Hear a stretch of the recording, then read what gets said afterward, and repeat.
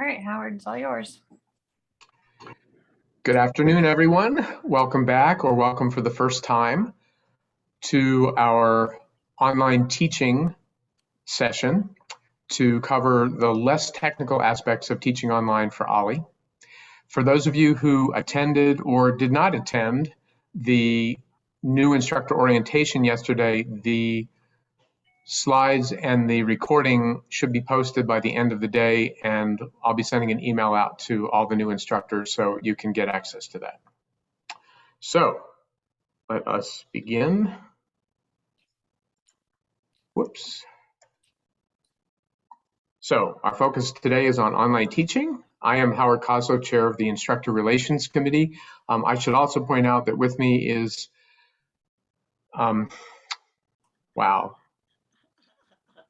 Beth Anderson, chair of the Curriculum Committee. Just a minor brain freeze. It happens to me at least once every training season. So to begin, I'd actually like you all to type into the Zoom chat, just to get you comfortable with it for the rest of the session, to say what course you're teaching, because your name will already be there automatically. You won't have to type your name in. That should be in your Zoom window already. So if you could do that.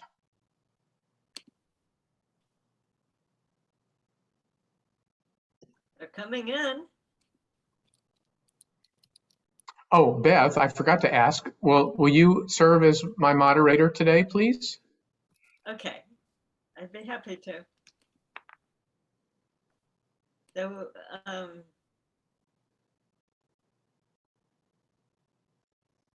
we've got, I think everyone can see each other's. Do you want me to read them? No, I don't think so, but just, people can browse through the chat to see who's here and who's teaching what course. And notice that, there's a really wide variety of courses. And yesterday we learned that there are a significant number of instructors. I think there were maybe 4 or 5 yesterday out of the 20 who are teaching from outside North Carolina even, or a couple at least outside the Triangle in North Carolina. So, we're really happy to be able to do this online and offer instructors and students the ability to join us.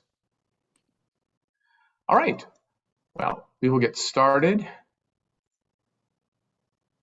How come I don't see my chat in the listing while the chats? I typed it in, I said click to everyone, and it didn't appear. Did you hit the enter key? I don't see the enter key. It says Or, I no, it's on your keyboard. Oh, on the keyboard. Yeah, that's the one thing I wish they'd fix in Zoom in chat, because on a computer, they don't tell you what key to press to actually send your message, which is kind of weird. So. Okay, Howard. Yes. My name didn't come up over the name of my class. It just says me to everyone. It says underneath that, it says the backstory of a poem. Right, but I thought we were supposed to do this because our names would come up. It shows up on everyone else in the chat. When thank you. Shows up. Okay, Yep. Thank you. We're all here to learn. So, Good. any question is fair game. All right.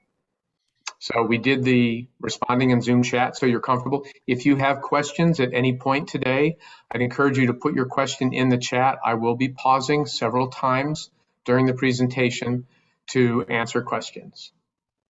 And just as a refresher, so if you want to change your Zoom view controls, and I'll get into this in more detail next week at the Zoom for Instructors session, but in the upper right corner on your desktop computer, you'll see like a square with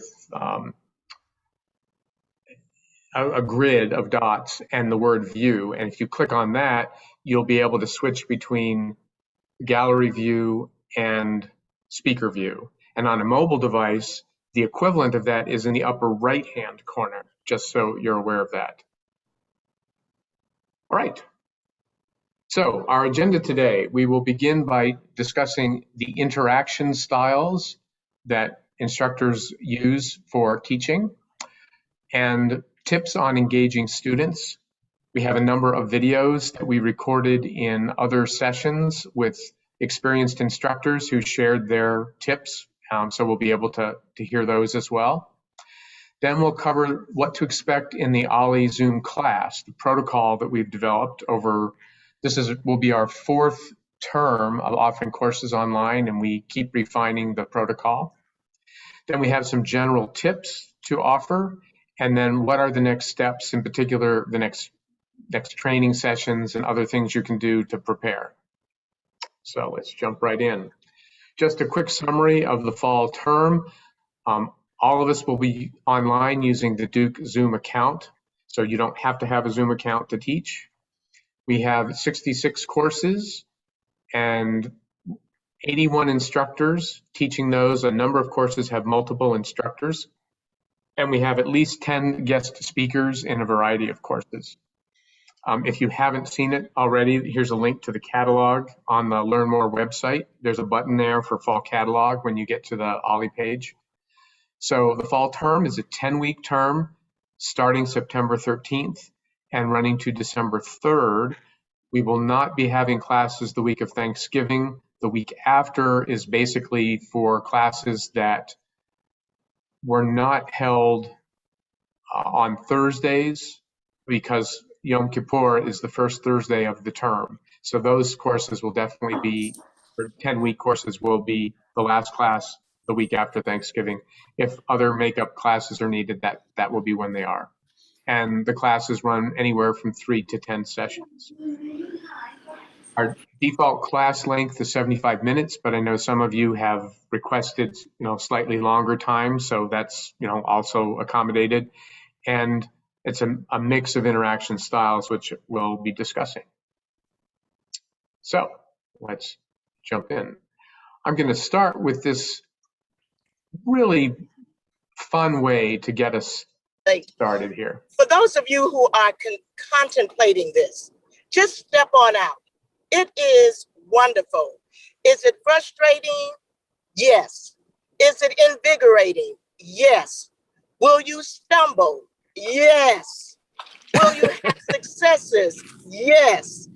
It is a new day. I work with a group of young people. I have an academy, and they come because they cannot do their work at home online because of so many distractions, et cetera, et cetera. But this is a new day, everyone. And again, my goodness, just think of the number of people that we will be able to touch because we are doing this virtually. And the subject matter that you want to share, it will not be limited. If it will not be as limiting as it might be when we are, face to face. So I have had a wonderful experience. Howard and Bettina and my moderator, Mary Thompson, you have a lot of help.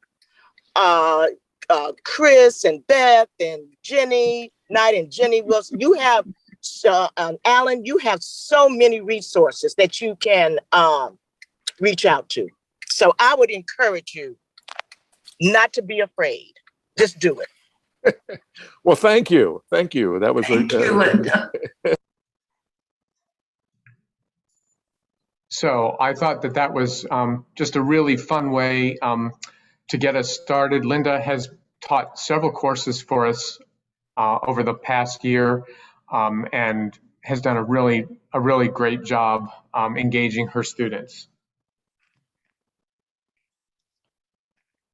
So we're going to talk about the different interaction styles. The first is lecture plus question and answer, then facilitated discussion courses, and then active participation courses. And we recognize that different courses have different mixes of these and even introduce guest speakers as part of the mix. But hopefully you will get something, regardless of what style you're planning to teach your class, you will learn something to help you in engaging and conducting that class. So let's start with lecture courses. So this is the case where the instructor is lecturing and pauses for questions or maybe waits until the very end. We do encourage instructors not to take questions in real time. I mean, like pausing. I mean, you want to plan particular times when you will take a break for questions. That's one of the advantages to using Zoom chat, because students can put their questions in when they come up to them, and then they're captured to be able to, read them out to the instructor. So in the case of lecture courses, students will typically use the speaker view, because the instructor is typically using slides or maybe showing a video, and so you want to see whatever is being presented plus the instructor themselves, but not necessarily all the other students. As I mentioned, Zoom chat to ask questions. So students would put their questions in, type them into chat. In some lecture courses, the instructors might also allow for students to raise their hand using the Zoom reactions feature to raise their hand and get called on in turn. And we'll cover that in much more detail in the Zoom training session next week. But we might use it today. If you want to raise your hand and speak, then that will be an option today for yourselves. We also recommend having a moderator to curate the questions. So when students type into chat, rather than the instructor having to go into the chat window and read the questions, the moderator will read the questions to the instructor, and the instructor can focus on, what was the question and answering it. It is awkward, and we'll cover this next week. It is kind of awkward when you are sharing your screen as an instructor to see the chat window. It's possible, but if you have a smaller screen, it can be hard to see it.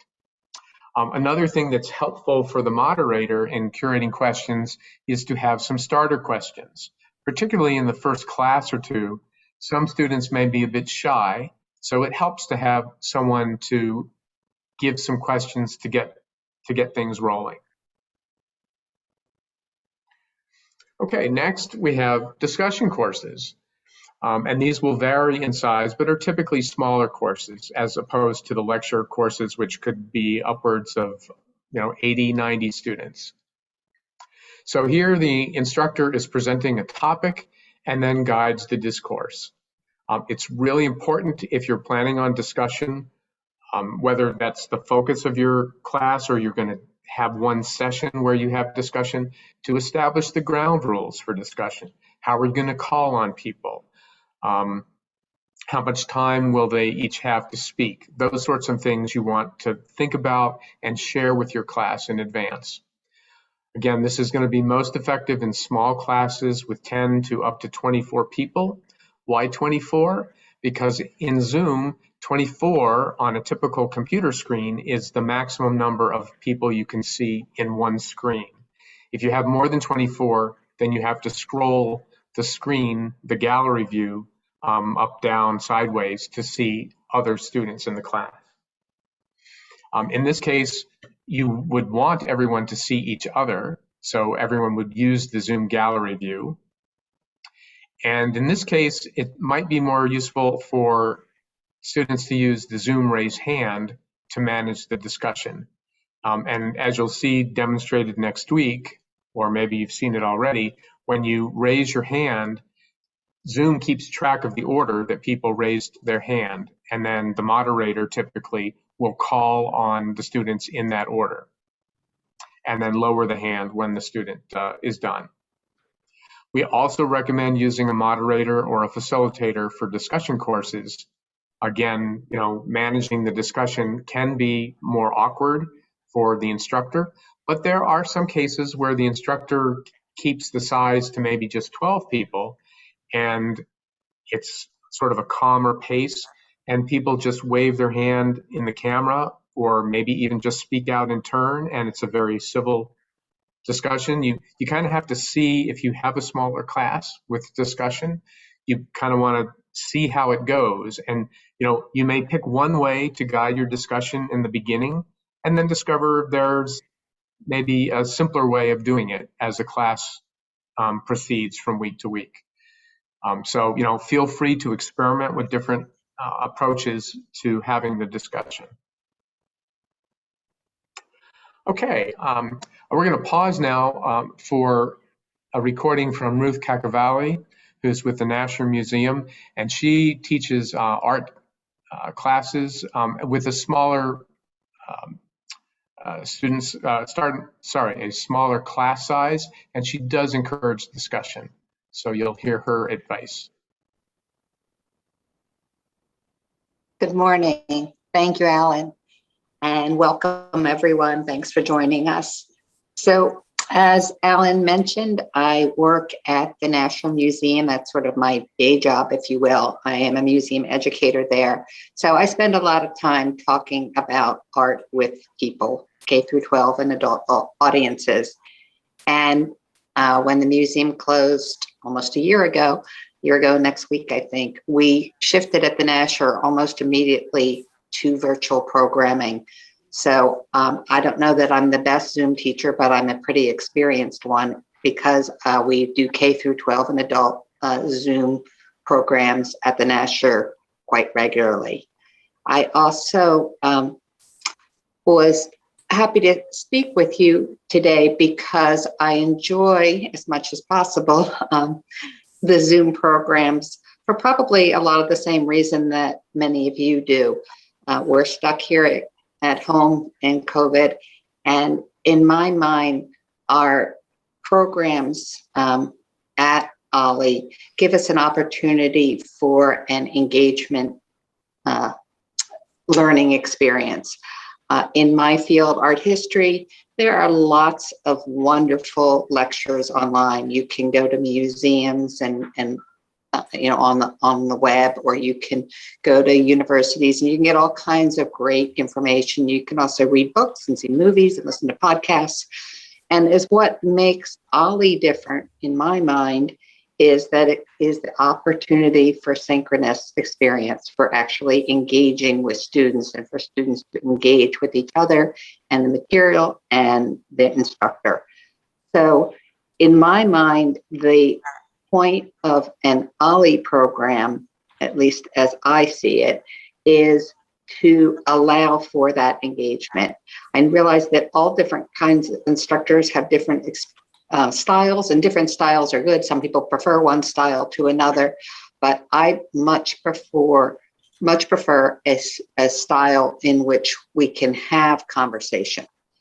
So I limit my classes to 14 students. I have two screens. One I share my PowerPoint, and the other one, my other monitor has all my students. And I break some of Howard's rules. I ask students to leave their cameras on, and if their environment allows, if it's not too loud, I also ask them to leave their audio on. And when we have our conversations, people sometimes raise their physical hand, or sometimes they just, start speaking. And that's how I prefer it, because my goal, as I said, is to create this conversational type style. I feel like that has always been a goal of OLLI's, to provide engagement and socialization as well as learning. So that's something that I do. I like having a moderator for my class because sometimes I miss a student who's waving their hand, particularly if they've got a busy background and I miss them waving. But I really feel that it's a bonus to be able to have that engagement. Of course, a drawback to this is that you do have, it does work best with a small class. But that's really, in my mind, only a drawback if quantity is your measure of success. If your measure of success is an engaging class, then you can have an engaging class of 6 or 8 people. So that's pretty much it for me. Thanks, Alan.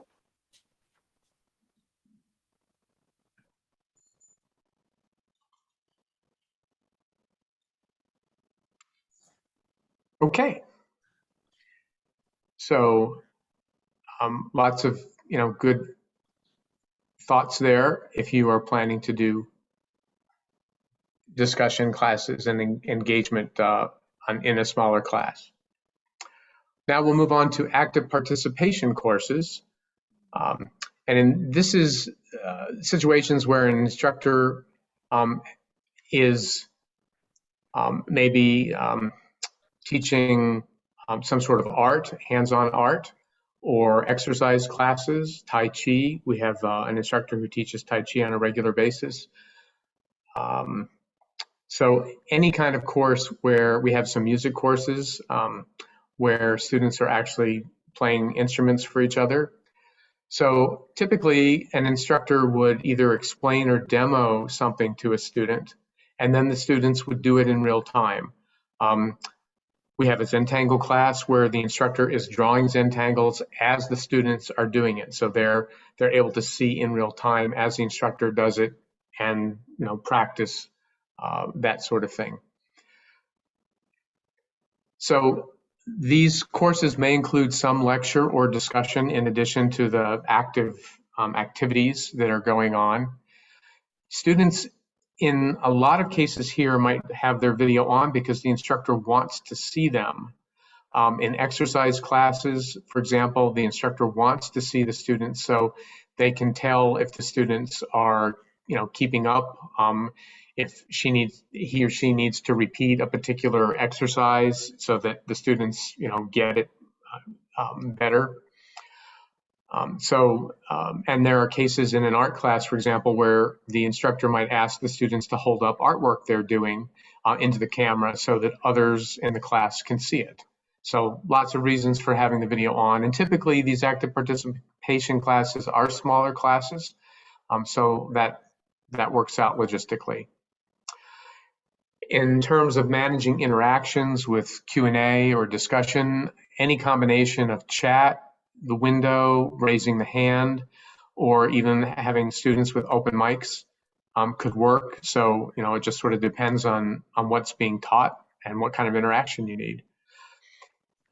And some instructors do find having a moderator is helpful, particularly if they're actively doing things, demonstrating things, and having a moderator is obviously going to be helpful because the moderator can be watching the students and letting the instructor know if someone has a question or a problem, so the instructor doesn't have to be looking at their screen at the same time.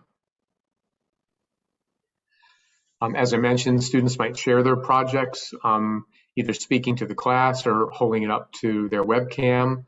Some instructors ask students to send photographs of their work to them or post them on a shared, some shared website so that they can be shared with the class during the class session.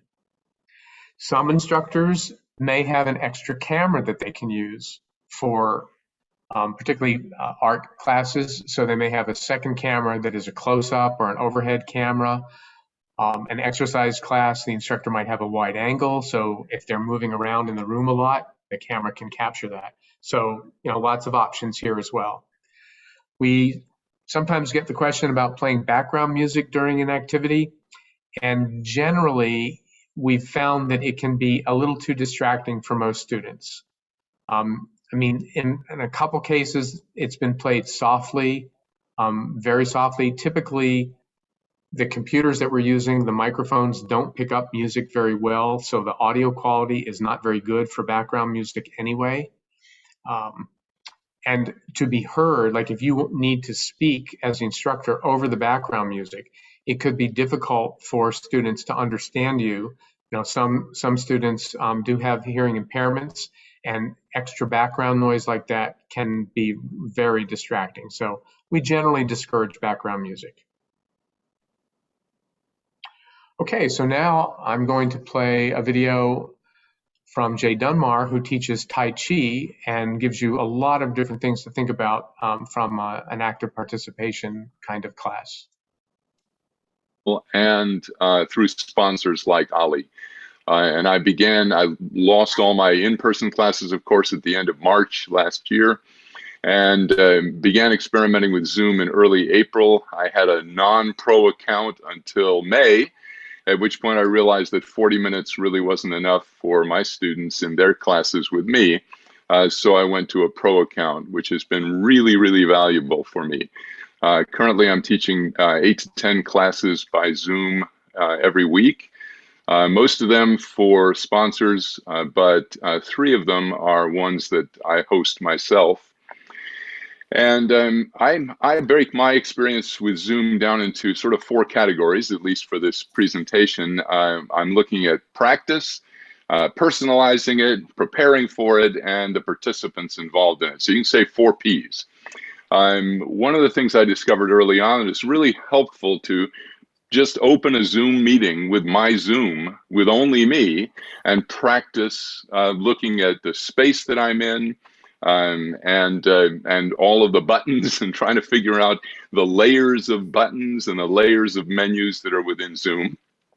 So I really encourage individual practice like that. I think it's important to personalize your Zoom sessions. So for instance, when I turn my video off, I have the logo of our school that appears, as opposed to just a white name on a black area. I think it's also important to pay attention to the background and to what your camera looks like if you were a participant. So for me, because I teach an active participation class, I like to have my studio looking like a studio. And this means that I can move in it. First of all, I guess I should say, I had to move my camera, my computer down from upstairs where I was in the bedroom with my office, down to this room where I actually had enough space to be able to shoot catty corner through a room and get plenty of room for movement. Also got a new Mac, which had a wider camera. So that made a big difference in what I was doing here. All of the things in this room actually are related to Tai Chi practice. My wife also teaches Tai Chi, so she's used this studio. Initially, I started out with a portrait of my teacher that was this size. And that obviously wasn't working. So I went with one. This one's actually 3 feet across, but it still looks small in the depth of the studio. But it's better than it was. So I encourage you to take a look at the background that you're sitting in. And do things distract? Is it just sort of a view into a cluttered house, or are you focusing students' attention on what you're trying to teach them? I like to prepare in advance. So, for example, I'm going to share screen here. Prior to my sessions, if I want to share a screen, I'll do share screen, and I'm just going to, let's see, share. Sometimes what comes up when you share screen is something like, the desktop, which is just really not very effective. And there's a feature in share screen, if you go to advanced, where you can actually just share a portion of the screen. And if you can do that, you just get what you want the students to see. So I can move that around and show you that there's plenty of other junk here, right? But if I set it up in advance and have the program open on my computer, I can focus in on just what I want them to see. And this one, for instance, is a set of movement diagrams, which helps people see where their feet are going to move in the movements that I'm teaching them. So that's proven to be quite useful. So I guess screen share has been very valuable, but the most valuable thing for me in teaching my in-person, how do you call it, Alan? You call it an active participation class. And an active participation class has been these AirPods. And this is actually only for the last couple of months I finally discovered AirPods. But what they do is, of course, allow my voice to stay the same whether I'm facing you or whether I'm facing away. I sound the same. So I can move around in the room and the sound quality of my narration is fine. They seem expensive. It's something over between $100 and $150 for a pair of these things, and they don't last that long, supposedly, according to Consumer Reports. But by golly, they are worth it. The last thing I guess I wanted to mention was just a consideration for participants, and you should know, if you haven't taught on Zoom before, that your participants are a lot less prepared for Zoom than you are. So no matter what your Zoom experience, basically in a lot of my Tai Chi classes, I'm looking at somebody's ceiling fan. I mean, they really don't quite know how to do Zoom, but they're doing it because they get the interaction. And one of the best, so consequently, I have, the thing I've changed most recently is I've begun using chat and frequent breakouts in what I'm teaching to say, okay, let's take a break. Yeah, anybody have any questions? And as Ruth said, for that, the moderator is quite useful for me. So Lou Howard will have been reading the chat and feed me the questions. She'll be noticing things. It's very, very helpful. But chat and breaking into just general discussion helps people, I think, ask me questions. And I didn't do as much of that the first course I taught in OLLI. And this current term, the winter term, is very, very valuable. I wanted to share one response that I got from one of my students who said, "Your classes help to make life livable." And so I think it's important to realize that people during this time, and I think we all do realize this, people during this time need the interaction, and they love being in the front row of a class like mine. When I taught in person, I would have large rooms with up to 30 people, with people way in the back. But in Zoom, you're in the front row all the time. And so giving them an opportunity to speak and having the chat function operative, it's, I think, been extremely valuable for many people. And I guess that's what I had to say, Alan. Thank you, Jay.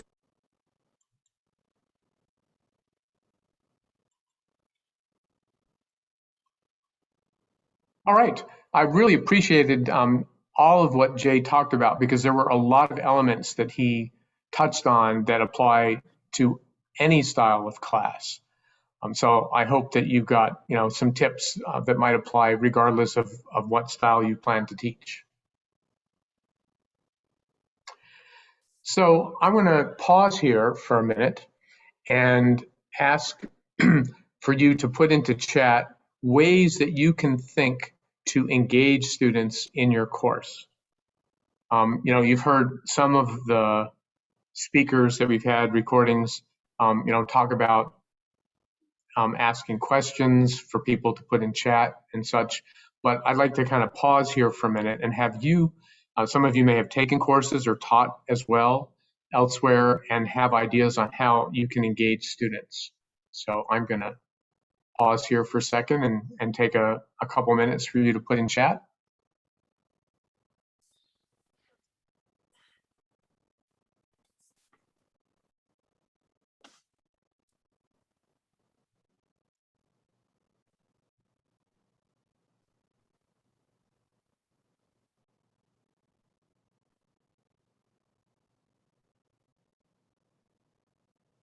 So I see that Michael Sullender asked, in sharing a portion of the screen, will the instructor be able to see the rest of their desktop?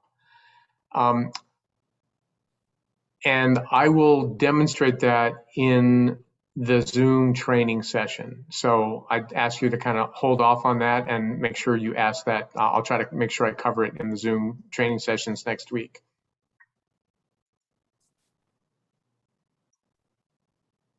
Okay, Beth, do you want to? Beth, you're muted. If you wanted to. Okay. I was just going to say that we have quite a few different tools, Zoom tools that people are going to be using. We've got, using polls, and it looks like some participation by asking students specific questions, to mention specific passages with page number that they're interested in discussing. Got icebreakers, team building exercises. So I don't know, I recommend that you scroll through these because we have quite a few, and it's really exciting to see these because, you know, as we've gone forward with more and more Zoom, we find that people do really appreciate the interaction and the opportunity to participate. I'm not seeing any hands raised, so, and you got the one question from Michael. Right. And I see there are a couple of questions about breakout rooms.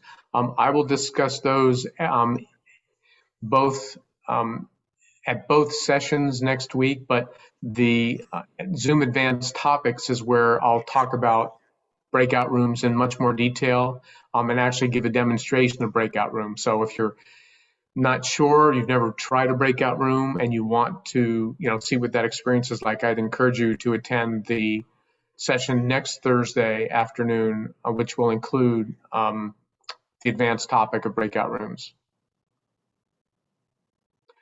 Okay, let us continue then. Let's see, we have one more video to share after this. So this is just a summary from prior discussions and presentations we've had on different methods to engage students. One of them is to use graphics and media as part of your presentation. So, try to have images in your slide deck or photographs in your slides to kind of mix it up. You might use short videos and or audio clips, either music or spoken word audio clips. So lots of different ways to kind of mix that up. As many of you have mentioned, asking students questions, there's different ways to get responses. You can have them use the Zoom reactions button in the Zoom menu, and there's smiley face and those sorts of things, and they're displayed in the gallery view so everyone can see each other's reactions. You can have them chat or type in text in the chat window. And there's also what's called a Zoom poll, where it's a multiple choice question and Zoom will tally the answers and then present them, in sort of a bar chart format. But those do need to be planned in advance, and we'll cover those in the advanced Zoom topics. Another thing is to plan for Q&A breaks, especially in lectures. I mentioned coordinating with the moderator, maybe, talk to the moderator before a class and suggest questions that they could ask for you, or maybe the moderator will have some questions that they already can suggest to start. Another thing that you'll notice that I do is to add a question slide, even in a different background color. So it's a visual cue to the students that you are pausing to take their questions. And I'll show that slide, and I typically like to stop sharing the screen so I can see the students when I stop for questions, and they can more easily see me. And as I mentioned, breakout rooms is another option, which we'll talk about. Definitely you want to be planning that in advance, and also letting your students know that you plan to use breakout rooms. We discovered in the last term or two that some students were not comfortable being in smaller breakout rooms. They like being in a class with everyone else. So students do have the option to not join a breakout room. So you definitely want to make sure they're aware that you're planning to use them like the class before you plan to use it. Okay, one last short video on some additional tips for engaging students. On this question of engagement, because that was certainly something that I found the very first time I did a one-off class on Zoom. I was so disoriented because I would make what I think would be a joke, and in the past most people would at least chuckle, but here suddenly, because everybody was muted, it was not even the sound of crickets. It was just complete dead silence, and I was going, I don't think I can do this because I'm just speaking into a void. And so I taught a 6-session course last summer and then one in the fall. And I think each successive iteration, I've played with ways to get some kind of engagement. And I've had as many as 90 people in a class. And you're right, it's hard to have a big class discussion with that. But you can do things like invite questions over chat, have your moderator feed them to you. And I've started putting PowerPoint slides that say pause for questions at various points in the lecture so that I will stop and get whatever questions there are then. And also, if I get questions by email or comments, I start the next session with a recap of that. Like, here's what I heard from people. And I found even things like so-and-so shared this story of having seen the original cast of Oklahoma, and just making it personal like that is a way of increasing some engagement. And also allowing the 15 minutes before class, or maybe 5 or 10 minutes after class, for some more informal chat. And it certainly increased my sense of engagement with the students. Did you want to say any more about that, Ruth? Ways you found to increase engagement? I agree, Alan. And I think that idea of using your students' questions and their areas of interest and also their expertise. All these students are smart and experienced. I think it makes them feel heard. Folks like to share what they've experienced, what they've learned. So if I have a student bring up, oh, this is an art program that I saw on TV, we talk about it. If somebody says, this is an artist that is really interesting, I'll find some images and we'll talk about it. Again, to me, that's the whole point of a synchronous class, is that you are not just following some script that anybody can follow, but you're reacting to your students' interests. Okay. So I will pause now for any questions specific to what we've been discussing.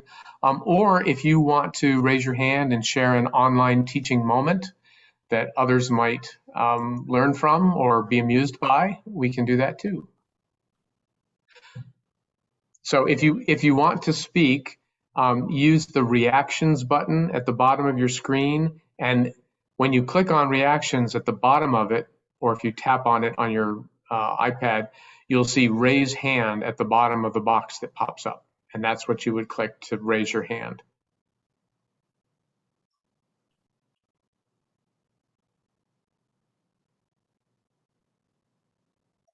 So I'm curious to know, how many of you have taken an online course outside of OLLI in the last year? And if you look at reactions, you can either raise your hand in the camera, or if you click on reactions, you'll see a green check that says yes. So if you have taken a class, I'm just curious how many have experienced things outside of OLLI. All right, quite a few of you.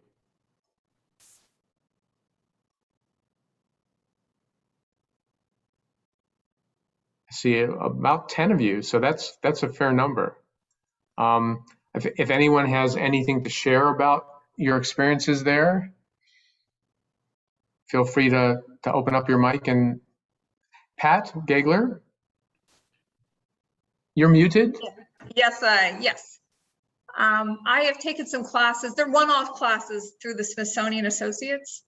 So a little bit different in that it is a one-off.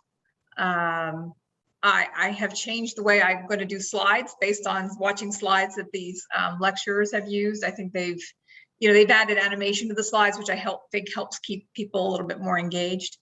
So it's been a good experience, both from a learning perspective and from sort of getting some tips for teaching.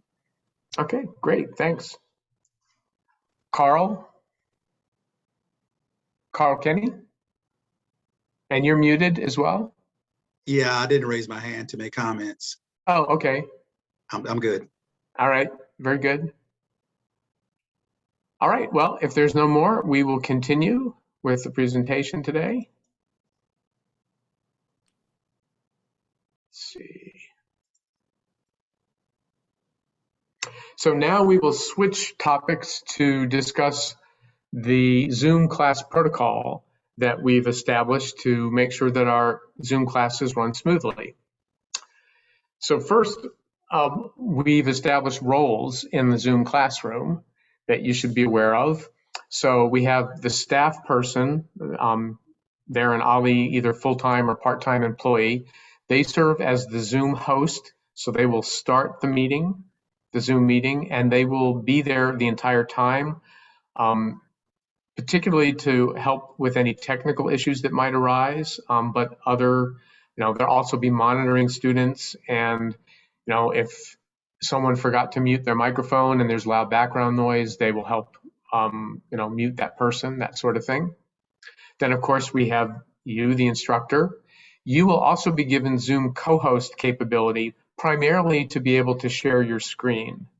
But I'll cover all the technical details and the Zoom features that you'll need to know at next week's sessions. So it's not rocket science, but as Jay Dunbar pointed out, it's really helpful to get a Zoom get a Zoom account or get a free Zoom account and be able to do your own Zoom meeting so you can practice with Zoom. And I'll cover how to do that at the end of today's presentation. Then many classes have moderators who assist with class interaction. They are also made a Zoom co-host, and I'll have more to say about moderators a little later. And then in some courses, there are guest speakers, and they may also be given Zoom co-host for them to share their screen. But if they're just joining the class to be interviewed, then they don't necessarily need to be made a co-host. And the whole idea is that all of you, all these roles are working together as a team to present the class. So we divided the class sessions into segments. So the first one we've been calling pre-class. So the OLLI staff person would start the Zoom meeting 30 minutes before class time and admit the instructor, the moderator, and guest speakers, if any. And they will check out their audio and video, particularly in the first class or two, just to make sure everything is working right. Obviously, once things, you get comfortable with it and your equipment is working, there's less need for checking all this stuff out, but it never hurts to double check. The instructor and the guests, if there are any, we recommend that you practice sharing your screen. You may have practiced it many times on your own before your class, but I can't tell you how many times I've seen instructors who, 5 minutes before were fine doing it, and then right at the time they need it, they kind of fumble with it. So the more practice you do, the better, and better to do it before students are there than while they're watching you. The other thing that you want to do in that pre-class is discuss any logistics for that class. So, for example, when is the instructor going to pause for questions? How do they want to manage questions? If they're guest speakers, how that's going to work. So anything particularly out of the ordinary for the class, you want to discuss and make sure everyone knows who's doing what. Then we let students join the class roughly 10 to 15 minutes before the start of the class. They can socialize among themselves with the OLLI staff person, with the moderator. They can address quick Zoom questions. So typically in the first couple of classes, some students may need help putting their name in their Zoom window. The OLLI staff person can help with that. Some of them may not be familiar with how to mute or turn their video on or off. So all those things are sort of housekeeping things are done in that first 15 minutes or so. And again, we do remind them to put their full name because we do take attendance to make sure that students are registered for the class.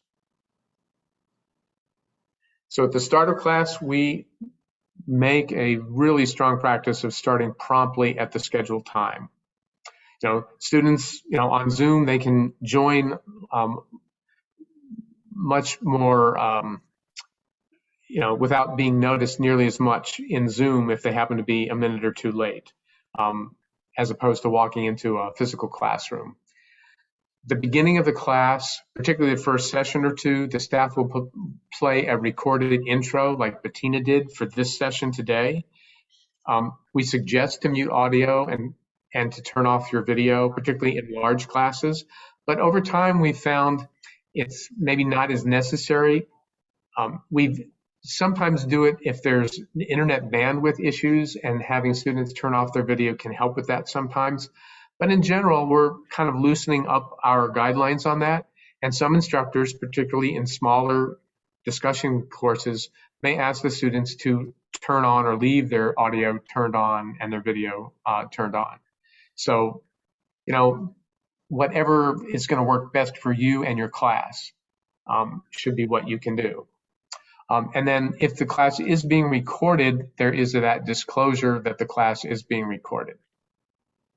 The staff will start the recording. You and the moderator don't have to worry about those Zoom logistics of starting the recording. The staff person will do that, and the staff person will make sure that the recording gets posted on the student portal within 48 hours of the end of your class. And then the staff or the moderator would introduce the instructor, at least in the first class, and you take it from there. So during the class, you might want to plan for some pauses. You can play a short video or music, ask questions in chat, the things that we've been talking about. You can ask students for participant nonverbal feedback using the reactions button, or ask questions for them to put in chat or to answer a poll. And all these things both keep the students engaged and also give you a short breather, right? So that you can, you know, kind of relax a little bit and kind of gear up for the next section of your course. You also want to plan for Q&A breaks in particular. Typically, we see instructors maybe do 1 or 2 in the middle of the class and then 1 at the end. You want to make sure that you leave enough time for questions.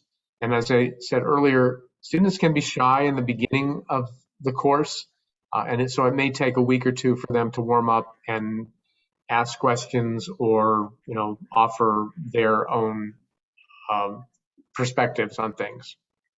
And, you know, coordinate with the moderator and have starter questions. To end the class, again, allow enough time for final Q&A, or, you know, carry the Q&A over. Have students email you questions, and as you heard Alan Teasley mention in his recording, he sometimes at the beginning of the next class will share with the students questions he got by email and the answers, so everyone can benefit from each person's questions. You might want to suggest to the students how to prepare for the next class, remind students of the course website, and you could be emailing them this information as well. You can encourage feedback in chat at the end of the class. You know, prompt students with a question, and periodically don't be afraid to ask them what's working or how you can improve things. But it's very important that you end on time. The staff will need to be taking a break, because typically they are doing multiple classes in a given day. So we really want to respect their time and give them a chance to take a break in between classes. In between classes, so as I mentioned, you may communicate with the students with email using the instructor portal. That will be covered next week. We encourage you to communicate with the moderator to get feedback on how the current class went, thoughts or plans for the next class. Students might be doing assignments in between classes. They might be doing readings or art projects. And some students would be viewing the recording, at least of the selected courses that will be recorded. So I'm going to touch briefly on the class moderator. Excuse me, Howard. Yep, go ahead, Beth. Before you switch to the moderator, Terry's had her hand up for a while, and thought maybe take her question now. Sure. I was wondering how much time the housekeeping part takes at the beginning. I mean, I'm trying to get an idea of how much time there is to actually have the class and do the work of the class. So how much time does it usually take for everybody to Zoom in after say it starts at 11 o'clock? How much time do you leave in the beginning just for those housekeeping things? So the housekeeping is all done before the class begins. So I switched back to the slide on the pre-class. Okay. So you as the instructor, the staff person, and a moderator are going to join 30 minutes before to do your housekeeping. You know, Okay, I'm you talking will, about students when people are Zooming in and they can't Right. quite get everything together. So we ask them, particularly before the very first class of the term, we strongly encourage them to join the full 10 or 15 minutes before the class begins, because we always want to start on time. If there are one or two students who are having problems, technical issues at the very start of the class, we do not, try to work that out with those students and eat into the time of the instructor. Oh, good. Okay. All right. I mean, it's unfortunate if someone is having a technical issue, but it does happen. If the class is recorded, then, that person will be able to watch the recording. If they can't, sometimes we just ask students, drop off Zoom and join again. And sometimes that's all that's needed to get things working again. So sometimes there's very simple solutions to issues. All right. I'm glad to know that it starts on time and ends on time. Yeah, absolutely. That we have managed to do that very successfully for 3 terms now. So, we have ways of dealing with it. And, the other thing, if someone has background noise and needs to be muted, well, the staff person can mute that student. It doesn't require the student to do it necessarily. So, we have backups for getting certain housekeeping things done. Okay. All right. Thank you. Any other questions, Beth? Well, we have quite a few questions that have come in the chat, and Michael has his hand raised. Okay, I will go ahead and pause for questions now. Yes, you were talking about pauses, and part of what I've integrated into my curriculum for my writing class is some in-class, very short in-class prompts and assignments. Is 5 minutes too long of a pause to give somebody to give the class a chance to work on an in-class assignment? Is that too long? I would not think so. I mean, I would say you probably want to sort of judge it with the class. How large a class maximum size? It's going to be 14. Okay. I'm hoping that it'll fill out. But one of the things that I want to do is midway through each class is say, okay, this is a little bit hands-on. Let's write the lead and nut graph, the first 3 sentences of a paragraph of a story that we're talking about, using the principles that I've illustrated. Right. I'd like to give them 5 minutes, not really more than that, quite honestly. So with a class that small, you can have them leave their video on so you can be watching them. And so it'd be more like an in-person class. If you gave an assignment like that, you could kind of judge when they're mostly done, right? Right. So if they leave their video turned on, then you'll be able to judge that as well. So you can give them 5 minutes, but if it looks like they're done in 4, then you can, go ahead and resume. Sure, I appreciate that. I was just talking conceptually. I mean, does that? Yeah. Boy, that's an awful long pause to give somebody 5 minutes. I understand some will finish earlier or later, and I'll certainly take your advice in terms of leaving the video on. But generally speaking, you've had classes where there are in-class assignments or in-class downtime where they're doing something and the instructor's not presenting. That's really my question. Right. Does anyone else have any experience with that themselves? And Bettina, I know you've taken some art classes where I don't know if there are short exercises you've seen there that you can speak to when you've been staff person. Sorry, I just took a bite. You caught me at a bad moment. Sorry. Well, with with the Zentangle class, she teaches through the whole thing. And students can interrupt her and ask questions to like repeat a step or a stroke or something. In the painting class that I take, she does pause for a while. Because if we're like doing one color across the background or something and just laying down color on the canvas, then it is kind of time consuming, I guess, to like try to talk through that whole thing. So there is a lot of pausing during that, but she does pay attention to cameras and make sure that she's watching eyes. And when the majority of the class is looking at the camera, again, she knows that we're ready for the next step type of thing. Okay, that's helpful. Okay. Thank you. Yeah. The other thing, Leora, you have your hand raised? Yeah. I just wanted to say that I do a lot of writing prompts and I vary the length, which I think I find helps. But What do you use? What lengths do you vary? I actually don't use 5 because sometimes people know. Well, you might have a different goal, but sometimes it's like people know exactly what 5 minutes is, but like 4, 7, 12, it depends on how complicated the thing is that we're doing. Okay, but 4, 5, 4 or 7 seems reasonable, I guess, to you.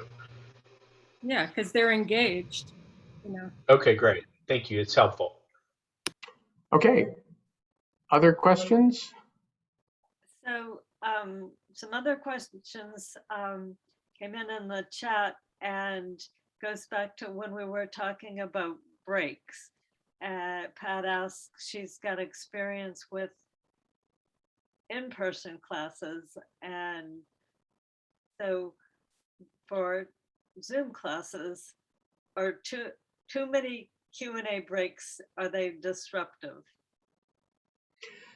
Well, even in person, I've had students comment that I took too many Q&A breaks, even in person. So I think it's going to depend on the class and the students. That's one thing that you should consider is, plan on it so that you can get through your material in any given class, but you can ask students for feedback on, did I stop too many times for questions? So again, have that dialogue with the students to kind of adjust to what everyone is comfortable with. Howard, I found with the classes that I did for the lectures for the larger groups that most of the instructors presented their whole presentation and gave the 15 minutes at the very end of the class to answer any questions or make any comments, and that worked out very well. Right. I mean, that is a common pattern. The one thing that I would comment is that can be a long time for students to be sitting and just listening, not as engaged. So pausing for questions halfway through kind of gives them, maybe a better chance for taking a short break. So again, something you can experiment with and vary from class to class. Every class doesn't have to be a carbon copy of every other class. Sarah has a question about moderators, but I think we'll kind of cover that. So we'll come back to that if necessary. And then one more question came in from Kathy and wanting to know if instructors ever hold something like office hours so that questions can be taken not as a formal part of the class. So students can certainly email instructors. Because we're using the OLLI Zoom account, it's not available for instructors to have quote unquote office hours, official office hours. Another instructor has an interesting approach. He teaches a 9-week course, and 3 of those weeks are basically what he calls office hours, and students bring whatever questions they want to those sessions. He has a sign up, so it's fairly organized, so he can give people equal time. And I was actually the moderator for the course on computer security and privacy. And pretty much the entire class attended even those sessions to hear what other questions people had. So that was kind of an effective way to do it.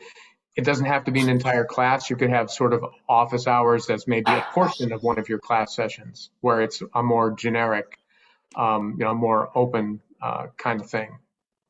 But Howard, I want to add to that, since he took 3 specific courses to do that, that was kind of advertised in the description, so students knew in advance. So Right. I'm not saying that you can't weave that into your something similar into your course, but I would steer clear of doing anything that takes you too far afield of what you put in your description. And then I see that Colette has a question. Yeah, I wanted to ask, because I'm hoping that my class can really be like a roundtable discussion. I'm looking maybe at like, not necessarily roundtable, but that kind of thing, and maybe a maximum of 24 or 25 students. And I really like to have a concurrent dialogue. While I go through and talk about each thing that I have to talk about, I like to open it up to the students to kind of have that two-way conversation with me. I just want to make sure that is okay. And if I need to change it, I can definitely do that. But that's how I kind of teach, how I've always kind of taught my adult classes. So, and this is going to be something that's more about reflection, about really thinking about yourself and how you would answer those questions. So I just want to make sure that's okay, or if you need me to change the format.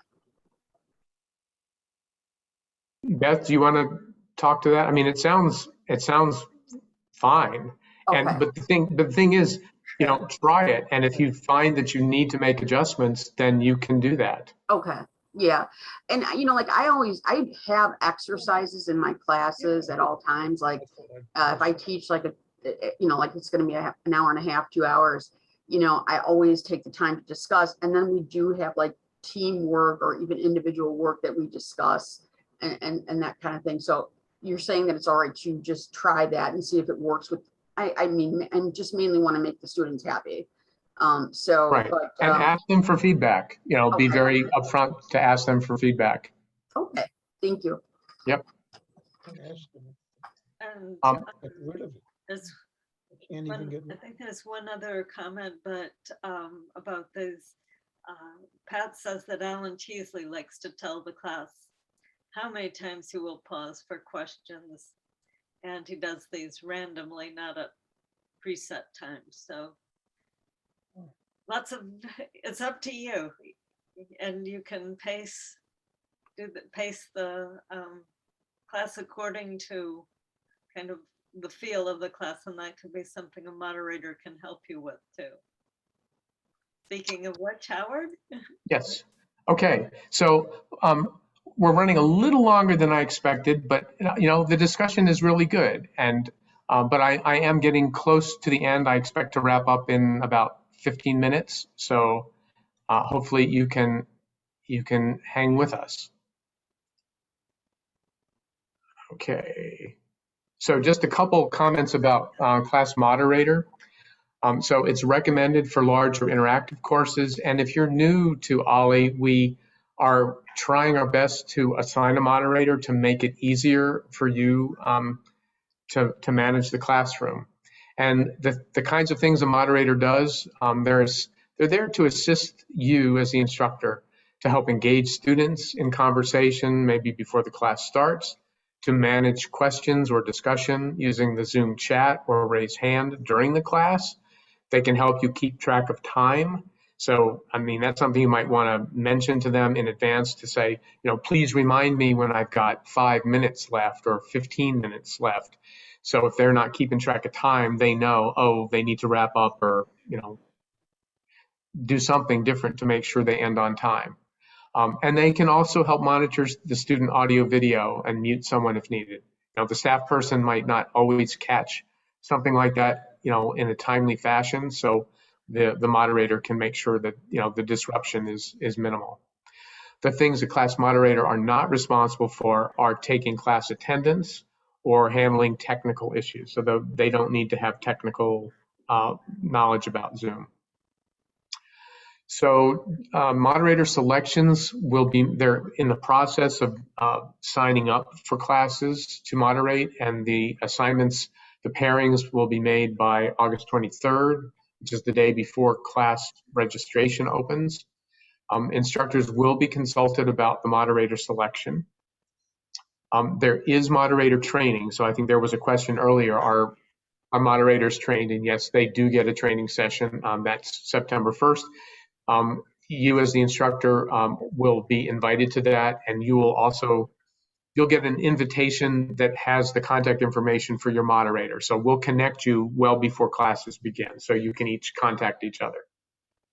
The moderators also attend the rehearsals that are the week before classes start. And we really encourage you to build a rapport between you and the moderator. You can meet on Zoom, or maybe even for coffee in outdoors before the class starts. And we recommend doing it in between classes too, each week, if you don't have a chance to talk at the very end of the class. And share observations about the class, right? So the moderator can give you sort of their perspective, because they can be sort of focusing on how the students are doing. Okay, just a couple general tips. From a planning perspective, we encourage you to have a syllabus or some sort of outline down to the weekly detail level, so that you can make sure you're going to get through all your material in the time you've allotted for the course. It's also helpful to have course and weekly class goals and share those with the students, and set a context of each session within the overall course. So students like to know where you're going with the class, and remind them where they've been. It's important to anticipate ways to adjust the pace of your course. So within a given class session, to be able to end on time, even if you have Q&A. And across sessions, if you discover that you ran long one week and you have to move some material from that week to the next week, right? Be prepared to figure out how to potentially do that. And, as we've mentioned many times, plan on ways to engage your students continuously through the course. A couple other tips at your first class, or maybe even in an email to your students before the first class, provide them with an outline or syllabus of the course. And if it's appropriate, spell out how they can get the most out of your course. Like, are there particular readings that you really stress that they will get more out of than other readings, for example, or specific exercises, homework, if you will, that will help them get more out of the course. Make sure you allow time for questions. Don't be afraid to ask for feedback. Don't worry if not everyone attends every class. People are still living busy lives, even though we're still in COVID. And especially if your class is recorded, we're finding that some students will just enroll in a class. Maybe they have a conflict, they want to take two classes at the same time, and they'll take yours to watch the recording if it is, and then sit in on another course in person. Be prepared and have a backup plan. Typical things are, if you are planning to show videos, if your internet, has a hiccup, what will you do if you can't show a video? Have a plan in the back of your mind of what you can do instead.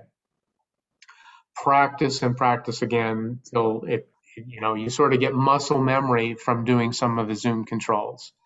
And lastly, I just want to mention that many instructors have observed that it takes more energy to teach online, because you're sitting still while you're on camera, except for maybe courses like Tai Chi. There's less feedback to get eye contact with students or their body language. Again, take opportunities to ask students to turn their video on. Like, even when you pause for Q&A, you could ask them to turn their cameras on so you can kind of sense how things are going. But it is harder to feel the energy from students on a camera.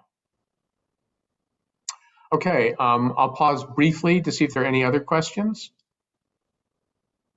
think we're caught up on questions. All right, then the last section, next steps. So the next training, we have Zoom for instructors next Tuesday. And the major topics there are technology for Zoom. So we'll cover, what you need with your computer, what kinds of setups, internet, all those kind of details. Then we'll describe the Zoom features that instructors are most likely to all use. And we'll also cover using the Learn More instructor portal to check on your class roster and to email students. Next Thursday, we'll have Zoom advanced topics where we'll focus on sharing slides and videos, using the Zoom polling feature, and using breakout rooms. And we'll do an actual demo of breakout rooms so you can experience that. Then we have practice sessions, and we are requiring these for any instructor who is new to teaching for OLLI at Duke on Zoom. We plan to do a technical check on your audio, your video, your background and lighting, your internet, briefly review plans for your class. Are you going to have guest speakers, those sorts of things, and then have you practice Zoom features, right? So make sure you're comfortable. If you have questions about any of these features, that's the ideal opportunity to ask for help. So those will be scheduled the week of August 30th in 1 hour time slots. You don't have to use up the entire hour. Those are one-on-one, or you can pair up if you have co-instructors. It's probably beneficial for all the co-instructors to do it together if you can. There will be an online sign-up sheet for those slots starting August 24th, and you'll just put your name in a time slot. Then we have rehearsals. These are the week before classes start, so September 7th through the 10th. These are mandatory with staff and moderators. And it will be at the day and time that your course is scheduled, unless you have to reschedule it. But note that the Friday is going to be from Monday and Friday classes, because Monday, the September 6th, is Labor Day. An invitation with a Zoom link will be emailed to all instructors and their moderators on September 1st. So you'll get an individual invite for that. And basically what we do in the rehearsal is plan for or practice introductions for the very first class. So make sure your moderator or the staff person has the intro that you want to be used for your first class. And we ask the instructor to practice just one slide of their first class, maybe just their first class, and give an elevator pitch for their class, right? The very beginning introduction. It's not intended for you to go through your entire class. What is important, however, is to practice the Zoom transitions and interactions. So, from sharing your screen to presenting slides or playing videos or playing audio or a website, all of those sort of technical transitions in Zoom are what we want you to practice to make sure that you're comfortable with it. And if you're having, any kind of questions or issues, you know what to practice more before class starts, or ask for some more one-on-one help. For new moderators, you might want to practice, using a chat or raise hand, but typically we haven't found we do too much of that in the rehearsals. And, typically there's going to be several instructors who are teaching at that same time on that day, and you can observe each other and, give each other feedback, or, ask each other questions. Maybe, another instructor has figured out a way to do something and can share that with you. Okay, this is just a recap of the training calendar, which we posted also on the website. I just want to talk briefly about preparing guest speakers for those of you who have them.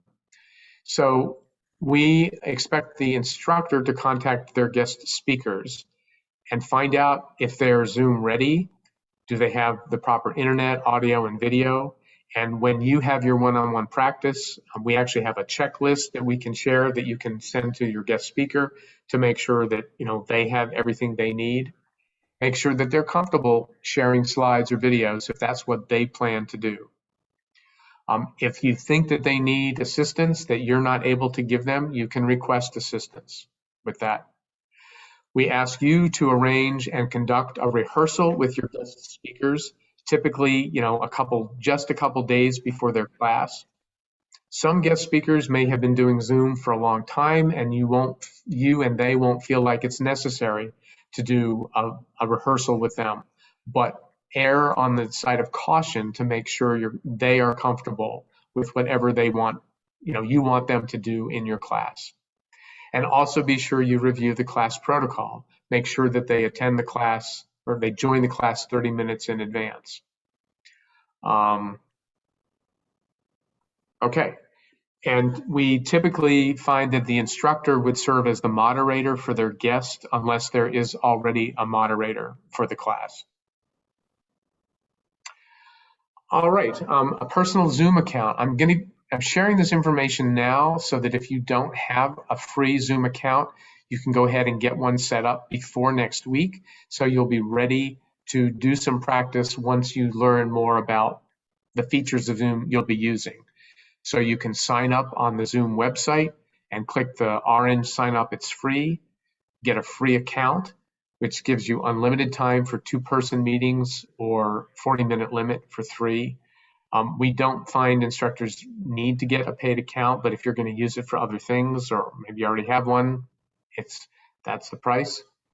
You can either schedule a meeting or you can start a meeting in real time. You don't have to go through the process of scheduling a meeting. You can just start the Zoom client and start a meeting so you can practice. You can see all the Zoom controls and practice with them. I'll give a demo of that next week. And you can practice presenting on Zoom, either with a family member or a friend, or even on a second device. So if you have a tablet, you can kind of see what you're doing on the tablet while you're presenting. Some resources, the OLLI instructor website with various tip sheets, and the OLLI Duke online website, particularly the instructors page, where we will post the slides and recordings of all the training sessions. That's where the training calendar is. We have an equipment list, so if you think that you might need to get a new video camera or a microphone, we have some suggestions there. There are instructions to update Zoom. That is very important. We'll cover that more than once in the training sessions next week to make sure that you as instructors update your Zoom to the latest version. If you need one-on-one technical help, there's a button on that instructor's page to request technical support. And lastly, contacts. So you have my email address, Beth's curriculum committee email address, and the OLLI office. Their general email is olli@duke.edu.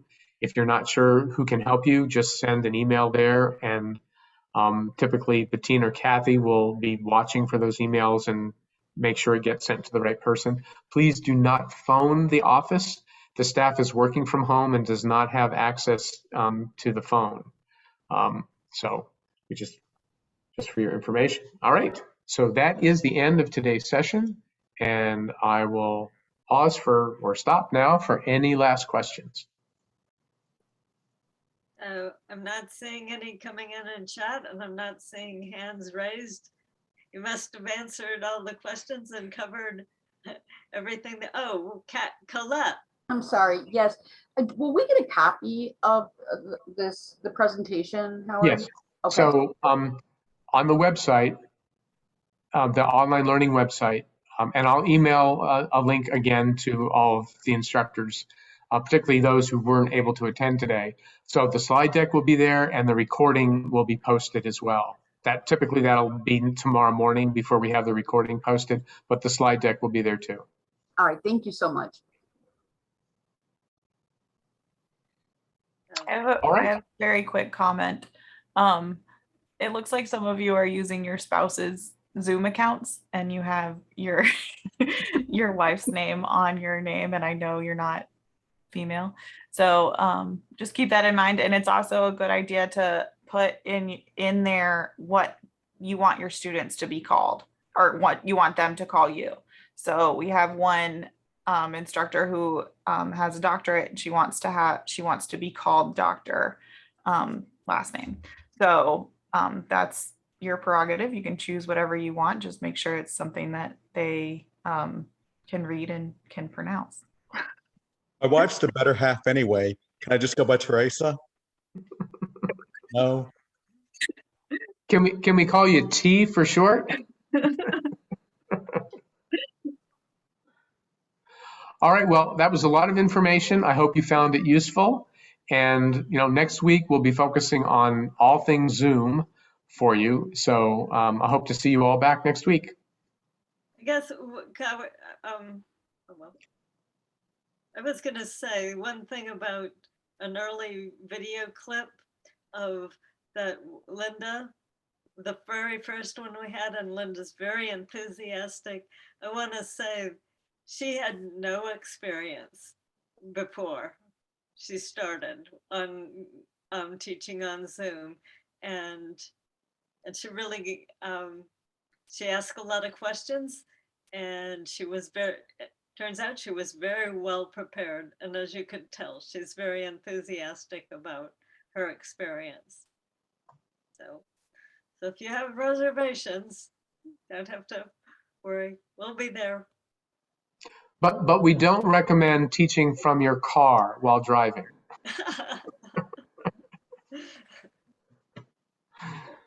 All right. Okay. Thanks, everyone. Thank you guys very much.